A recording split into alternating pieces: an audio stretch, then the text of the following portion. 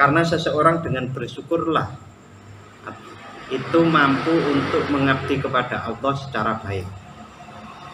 Berbeda kalau orang menuntut sesuatu lalu ibadah, itu tidak seperti orang yang berterima kasih atau bersyukur. Orang itu kalau ibadah tuntutannya adalah umpamanya agar sholat duha agar rezekinya banyak, itu nggih kantuk. Tapi tidak sekhusyuk orang yang saya sudah dikaruniai oleh Allah Subhanahu wa taala banyak anugerah.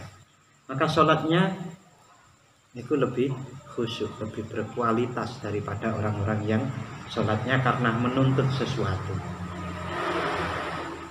Orang berterima kasih itu mau berkorban, biasanya begitu. Apalagi kalau cinta, itu lebih mau berkorban lagi. Astaghfirullah Rabbal baraya, astaghfirullah minal khataya. Assalamualaikum warahmatullahi wabarakatuh. A'udzubillahi minasyaitonir rajim. Bismillahirrahmanirrahim.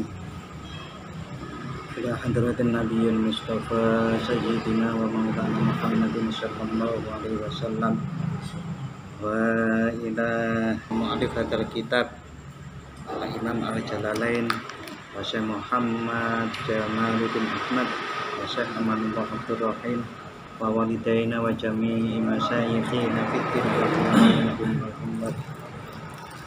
Naumul Fatihah. A'udzu billahi minasyaitonir rajim. Bismillahirrahmanirrahim. Alhamdulillahi rabbil alamin. Ar-Rahmanir Rahim.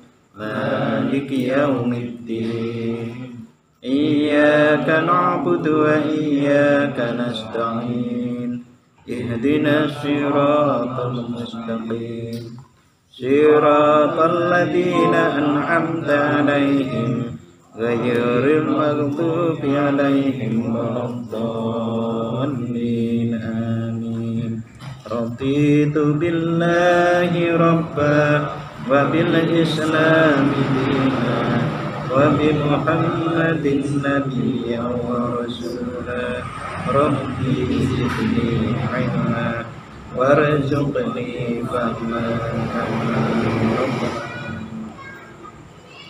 Bapak dan saudara-saudara yang dirahmati Allah Subhanahu wa taala, alhamdulillah, disyukur kepada Allah Subhanahu wa taala pada malam hari ini kita bisa melanjutkan pengajian kita. Shalawat serta salam semoga tetap terlimpahkan kepada Nabi Sallallahu alaihi wasallam. Malam hari ini kita sampai pada surat Al-Baqarah ayat 57. A'udzu billahi minasyaitonir rajim. Bismillahirrahmanirrahim. Wa dhallalna 'alaikumul ghamama wa anzalna 'alaikumul manna wassalwa. Kulu min thayyibati ma razaqnakum wa ma zalamuna walakin kanu anfusahum yadhlimun. Wa idza qulna adkhulu hadhihi al-qaryata fakulu minha haitsu syi'tum ragadan wadkhulul baba sujjatan wa qulu hittatun naghfir lakum khatayakum wa sanazidul muhsinin.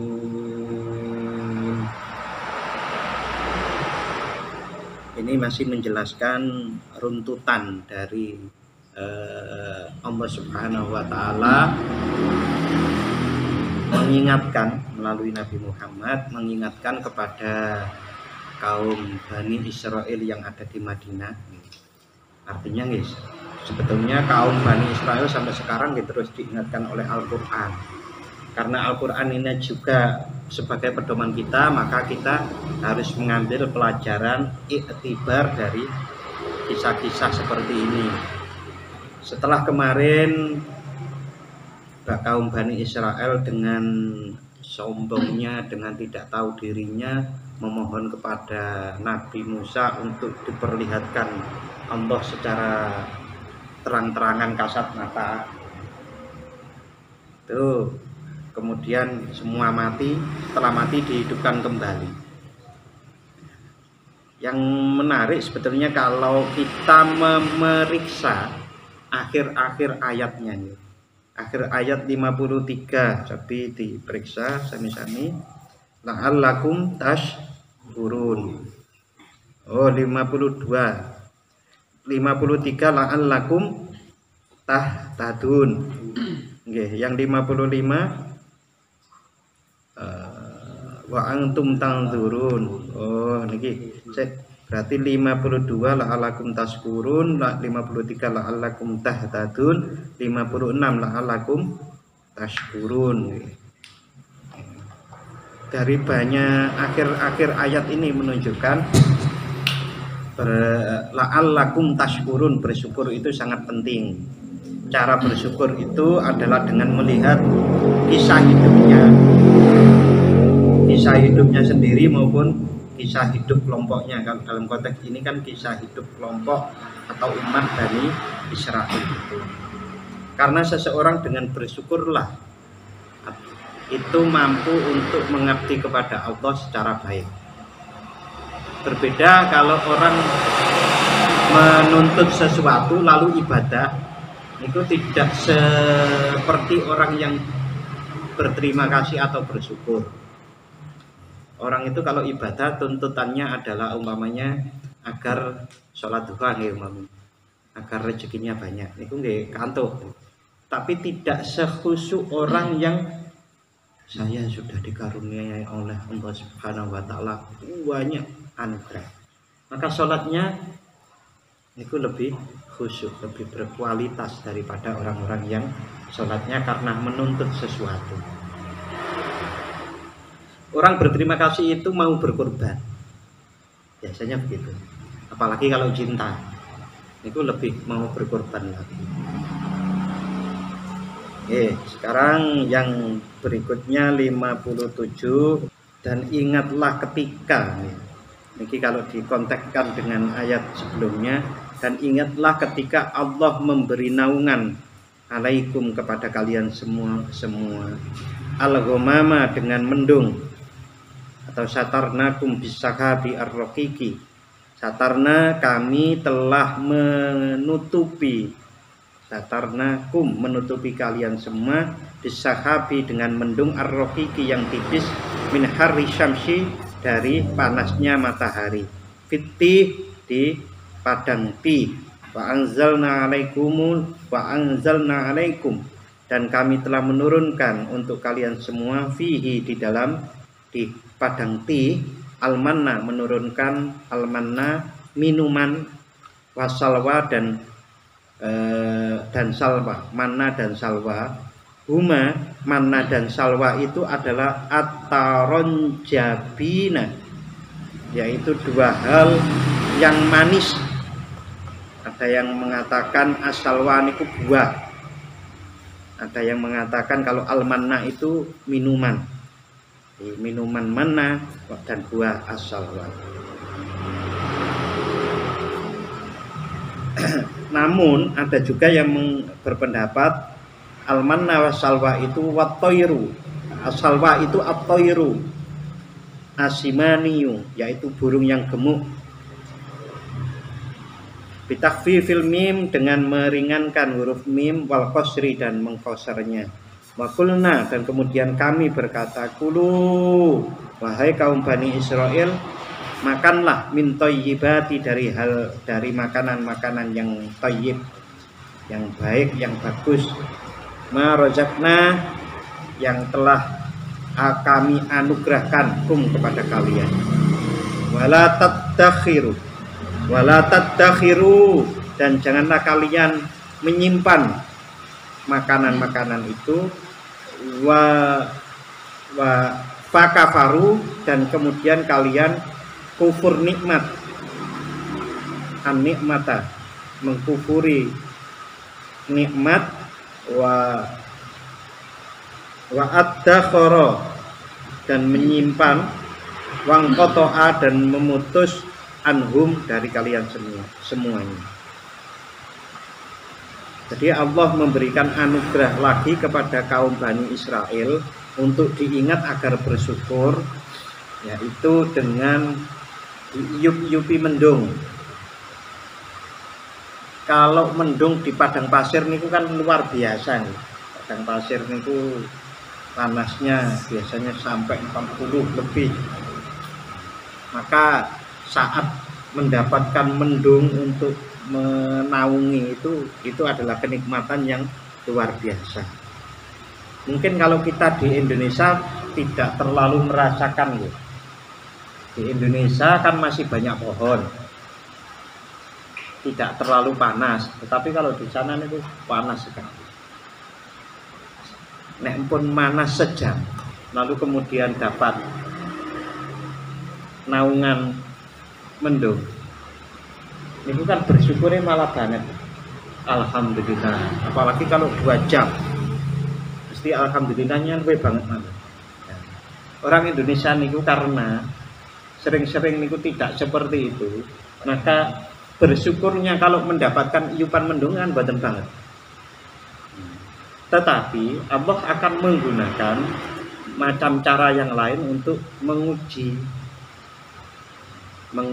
orang di Indonesia. Ujiannya lain.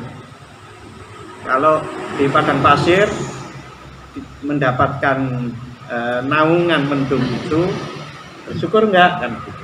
Nah, kalau orang di Indonesia punya ujiannya lain. Apa kita gitu? Malah banjir gitu, diantaranya karena banjir air. Ujian. Nah, kalau nikmat-nikmat yang lain itu kan yang ada di Indonesia kan iwake sak gon-gon. Metu nang kali kuning ono iwak. Nang kali kan banyak ikan gitu. Hal-hal seperti itu apakah kita bersyukur atau tidak? Tongkat ditancap jadi tanaman kan. Nah, kayak gitu apa kita bersyukur atau tidak?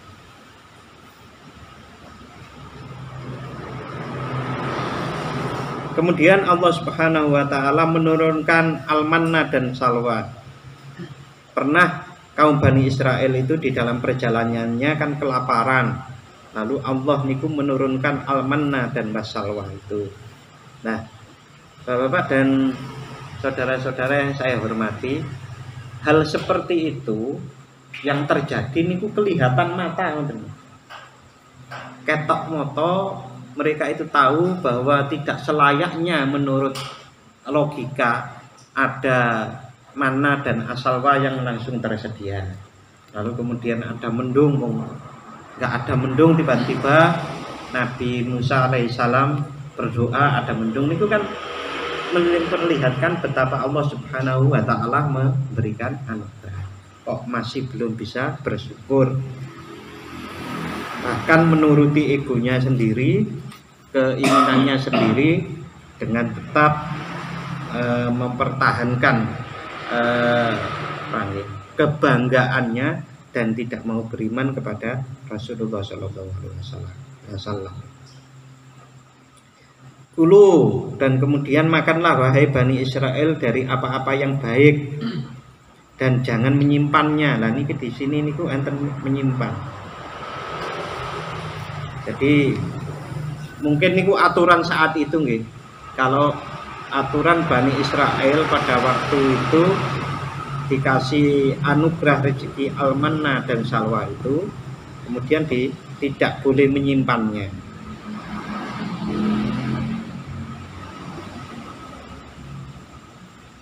Karena dengan menyimpan itu pada zaman itu bisa jadi kalau menyimpan lalu kemudian ada terus nyanding pang makanan.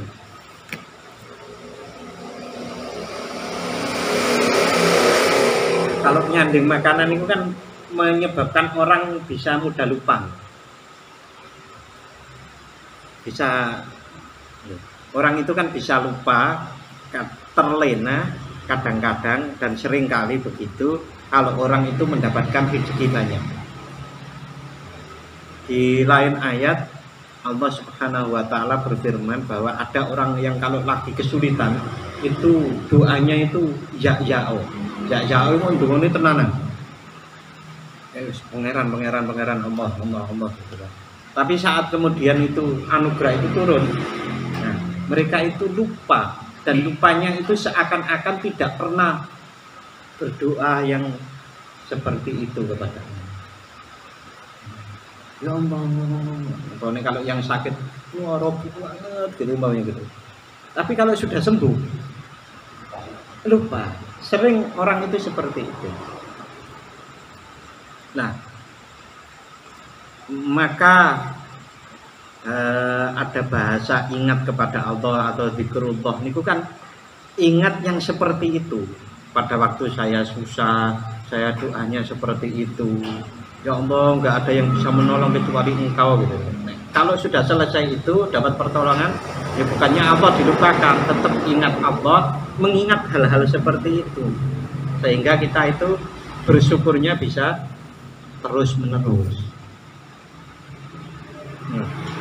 Larangan untuk menyimpan itu pada waktu Nabi Bani Israel ada kalanya adalah untuk melindungi kaum Bani Israel itu sendiri agar tidak lupa kepada Allah. Karena kalau pas-pasan nggak ada, nanti mereka akan ingat Allah dan berharap kepada Allah. Ya, karena ini disandingkan antara menyimpan dan kufur nikmat itu di sini disandingkan. Wa ma zalamuna, dan kami tidaklah menzalimi kalian bidzalika dengan perintah-perintah untuk makan yang baik dari apa-apa yang direzekikan, lalu diperintah untuk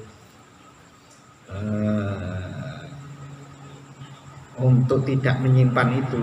Walakin kanu anfusahum yadlimun, tetapi kalian sendirilah yang menzalimi diri sendiri. Larangan-larangan Allah seperti itu bukanlah untuk menzalimi kaum Bani Israel, tetapi sebetulnya kemudian yang menzalimi adalah diri mereka sendiri. Nah, pelajaran apa yang bisa kita ambil dari wa ma zalamuna walakin kanu anfusahum yadhlimun? Itu pelajaran apa? Pelajaran yang bisa diambil dari sini adalah aturan-aturan Allah Subhanahu wa taala itu tidak ada satu pun, sedikit pun yang itu menzalimi manusia. Bahkan aturan Allah itu adalah sesungguhnya untuk keuntungan, untuk kesejahteraan zahir dan batin manusia. Yang sering dicontohkan itu poso. Puasa itu ternyata kalau orang berniat puasa, setelah 8 jam tubuh itu mengeluarkan hormon. Yang hormon itu adalah untuk menstimulasi hormon apa sih? Penyembuh apa-apa. Yang intinya itu untuk kesehatan. Nah, sujud itu juga penelitian membuktikan bahwa di otak itu ada ruang yang membutuhkan oksigen. Yang kalau kita tidak terisi oksigen itu, maka otak tidak bisa bekerja dengan lancar. Nah, itu kan aturan-aturan Allah sesungguhnya adalah untuk kesejahteraan kita, kesehatan kita, keselamatan kita. Sebagaimana orang niku diatur oleh polisi pakai helm. Sebetulnya pakai helm itu untuk keuntungan Pak Polisi atau keuntungan kita sebagai pengendara? Jadi keuntungan kita sebetulnya. Keuntungan kita.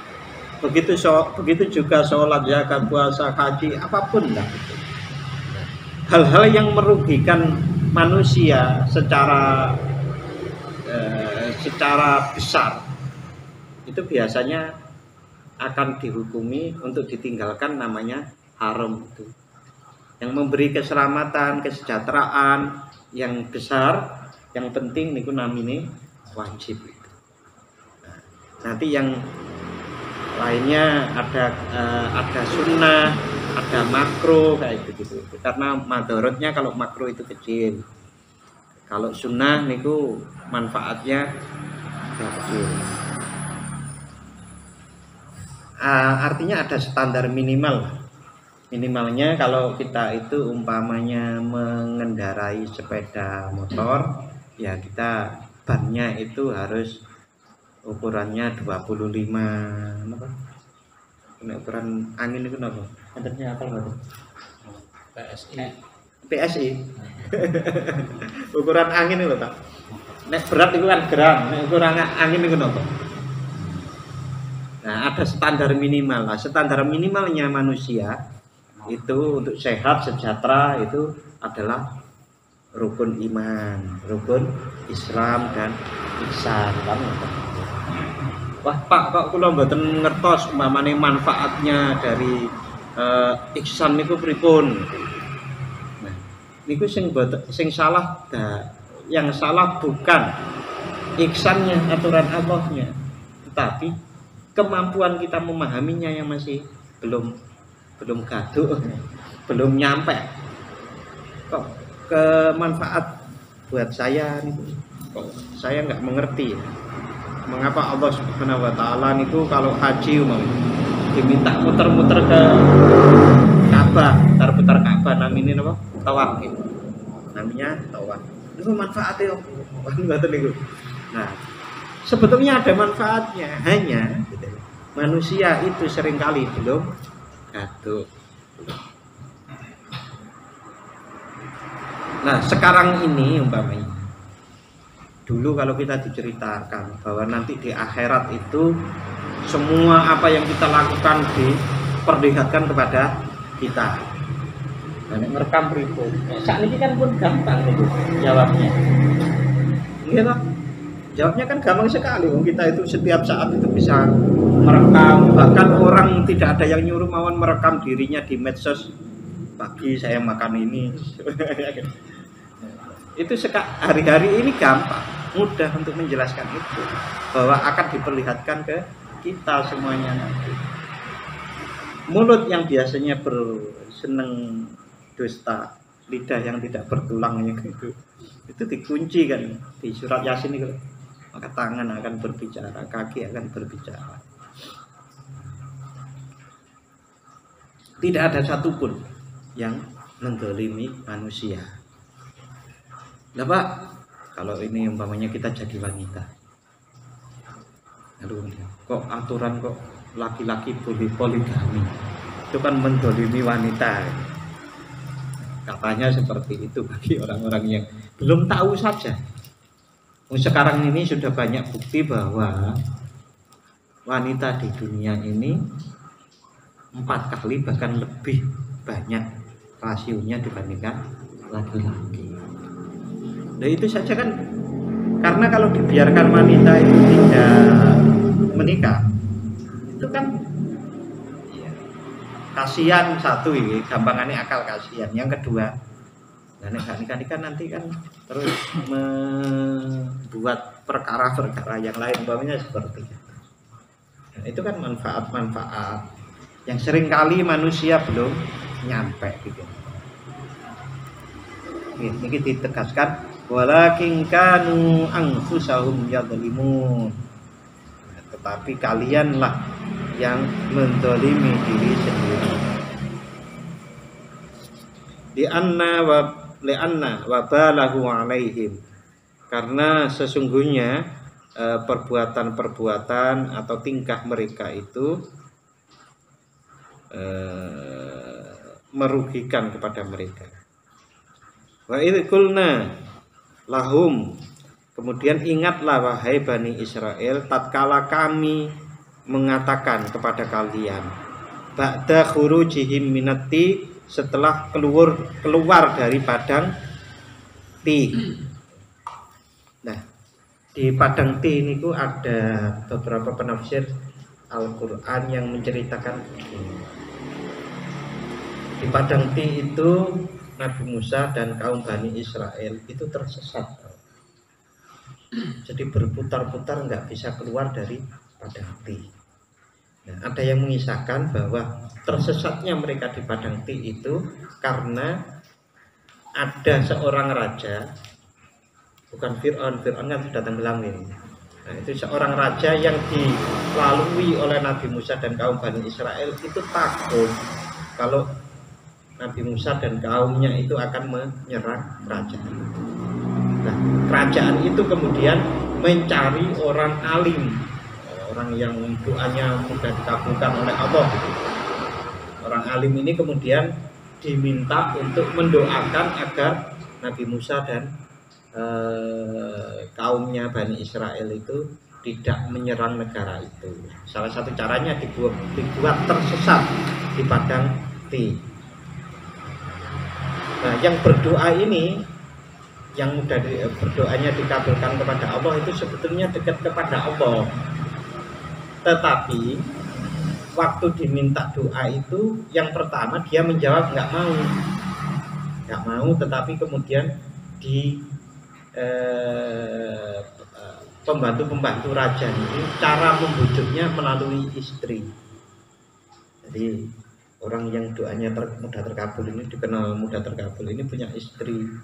Nah, istrinya yang diiming-imingi sama macam-macam sama bala tentaranya raja itu. Nah, karena ya mirip Nabi Adam ya. Nabi Adam jadi kan tidak mendekat kepada pohon kulti itu, tetapi karena termasuk istrinya yang kemudian meminta untuk makan saja akhirnya makan. Itu sama juga. Nah, itu Nabi Musa mawon didoakan oleh orang seperti itu bisa tersesat. Itu artinya kalau orang-orang baik itu kalau kalah dengan kejahatan. Ya, contohnya itu. Bahkan Nabi Muhammad SAW, karena itu untuk teladan kita, kan pernah kalah juga. Yang terkenal perang Uhud itu kan kalah. Walaupun ada penafsiran bermacam perspektif, enggak kalah itu, menang ada juga. Tapi kena, Rasulullah kan juga pernah kena itu sihir itu, yang kemudian diturunkan oleh Allah surat Qul a'udzu birabbil falaq sama Anas. Itu jumlahnya berapa nih ayat? 11 ya. Al-Falaq niku pinten? Nggih, 11. Terus nggih. Nggih. Nah, itu karena ikatan di alat untuk yang dipakai ihir itu ikatannya 11. Begitu Rasulullah baca satu ayat itu lepas satu 11 kemudian terurai. Itu kan banyak. Kalau ngoten gitu. Itu gitu. Juga ujian dari Allah. Artinya orang baik itu juga kadang-kadang dikasih ujian oleh Allah, kalah dhisik. Nek lakon kan menang keri. Ngoten niku.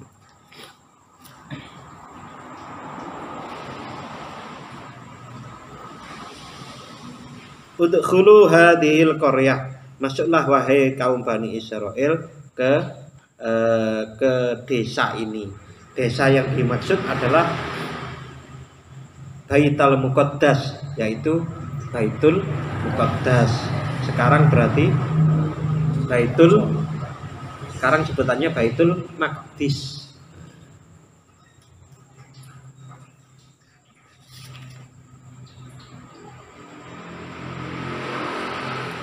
Au armahan, atau ada yang menafsiri atau armahan, yaitu masuklah di teleng niku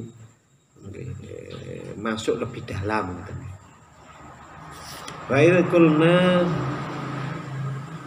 lalu fakulu minha haitsu syi'tum, dan makanlah kalian dari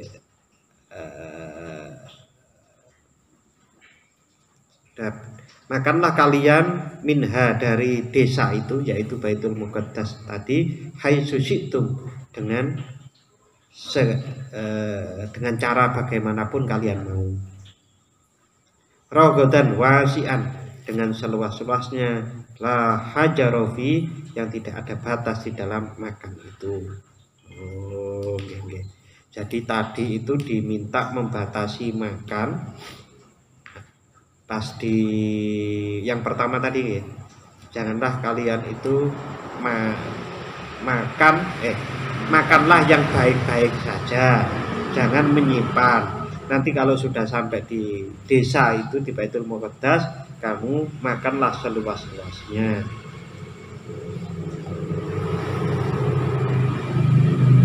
Wadkhulu, dan masuklah kalian al-baba, di gapuro atau di pintu masuk, aibabiha, aibabaha, yaitu pintu masuk dari Baitul Maqdis, sujadan, dengan sujud, muttaqina, dengan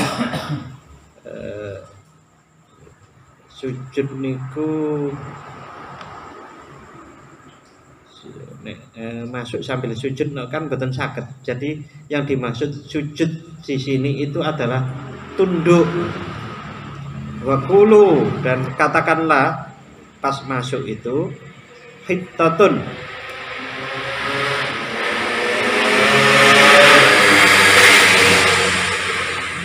hittatun, mudah-mudahan Allah mengampuni dosa kami. Ai antakito anna khotoyana, yaitu mudah-mudahan Allah melebur dari kami kesalahan-kesalahan kami. Naghfir lakum khotoyakum, kalau kalian melakukan itu maka kami akan mengampuni dosa-dosa kesalahan kalian. Wasanazidul muksinin, dan kami akan memberi tambahan kebaikan. Bitaati, dengan cara melakukan taat, yang ditambah adalah sawaban, pahalanya. Bapak yang saya hormati, yang Allah Subhanahu wa taala itu cara mengujinya pada waktu kaum Bani Israel itu masuk ke Baitul Muqaddas dengan meminta ampun kepada Allah. Lah ngoten mawon, dasar Bani Israel kayak gitu saja. Niku nggih kata singnya ya. Jadi ibaratnya memang apa nggih? Mau nggih ngeyel niku napa nggih? Nggih pripun. Jadi Nabi Musa merintah napa dhek ngelawan ngoten.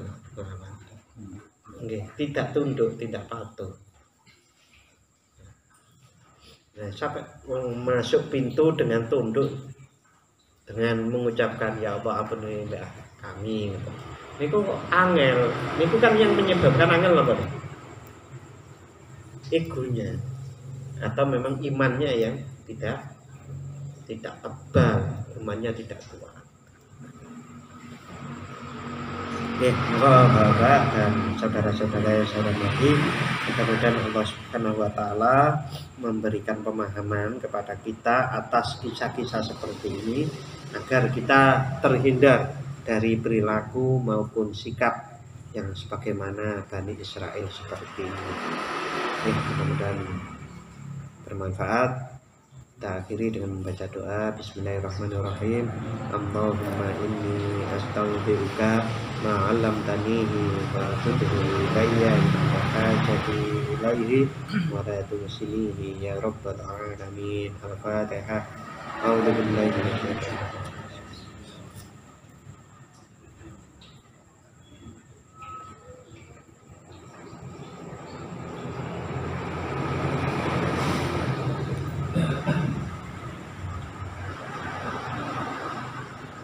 Matur nuwun. Wassalamualaikum warahmatullahi wabarakatuh.